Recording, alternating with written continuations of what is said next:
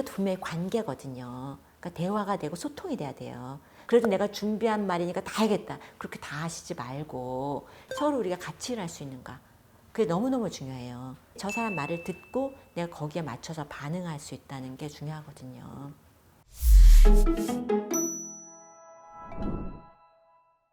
안녕하세요. 서울대학교 심리학과 한소원입니다. 제가 교수직을 오래 하다 보니까 인터뷰를 많이 하게 돼요. 본 경우도 많고 제가 인터뷰를 하는 입장인 경우도 많고 제가 나이가 좀 있다 보니 그런 걸 바탕으로 특히 이제 영어로 인터뷰를 하는 경우에 또 도움이 될 만한 이야기를 좀 해드리려고 합니다.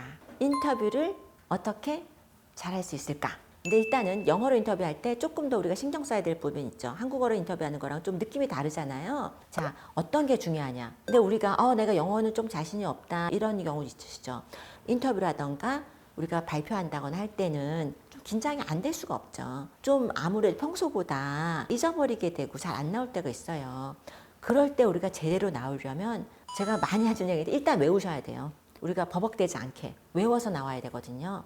다 외워가지고 아무 생각 없이 말해도 나올 만큼 연습을 하셔야 돼요. 말로 실제로 앞에 친구들 한 두 명 두고 그렇게 하고, 그리고 이제 연습을 할 때 뭐가 중요하냐면 이 직장에서 사용되는 용어들 있잖아요. 저는 이제 제가 심리학자니까 심리학과 관련된 용어는 저는 영어로 더 많이 알아요. 자기 분야에 맞는 용어들은 완벽하게 당연히 외우셔야 되고 그 용어를 어떻게 발음하는지도 되게 중요해요. 발음이 뭐가 이렇게 중요해 그렇게 생각하실 수 있으나 다른 단어로 들릴 때가 있어요. 발음이 다르면. 발음을 어떻게 정확히 하는가? 구글 딕셔너리 아무 데나 이제 원어민으로 발음 나오는 거 있잖아요. 그걸 한번 해보고 들어보고 여러 번 말해보고, 그리고 사실은 이런 대화를 할 때 이것도 분명히 관계거든요. 그러니까 대화가 되고 소통이 돼야 돼요.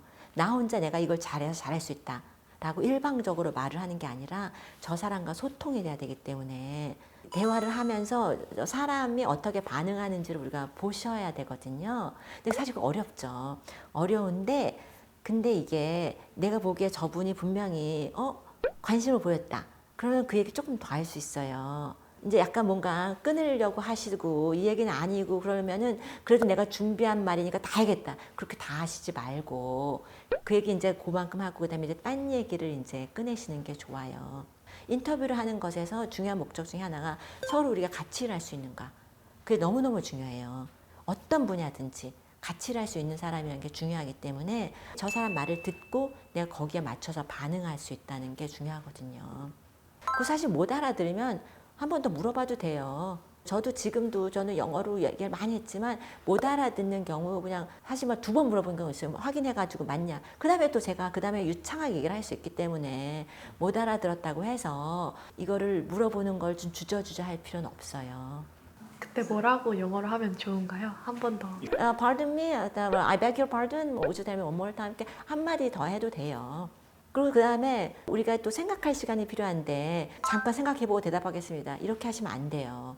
인터뷰 시간이 굉장히 정해져 있는데 얼마 안 되는 시간에 내가 생각하고 대답하겠다 하면은 우리가 시간을 낭비하는 건데요.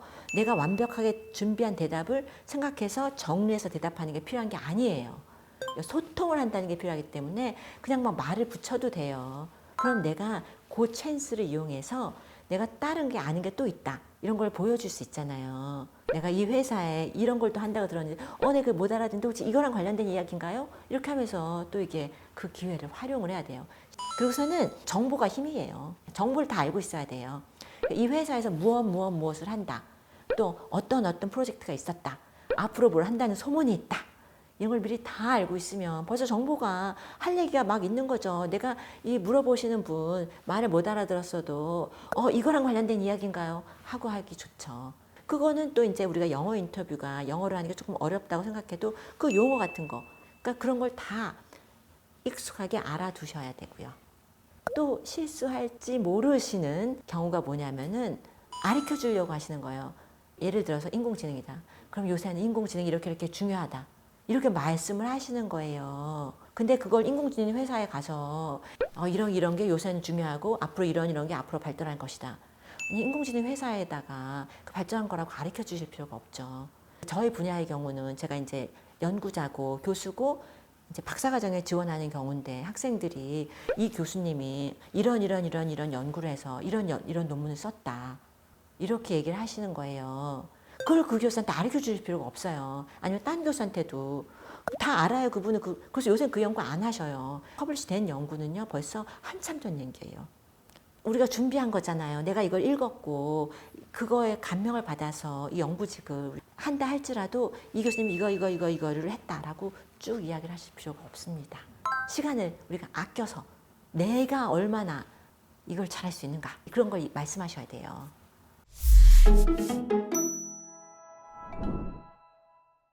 오늘은 영어로 인터뷰 잘하는 법, 인터뷰할 때 조심할 것 제가 몇 가지만 또 이야기를 해봤습니다.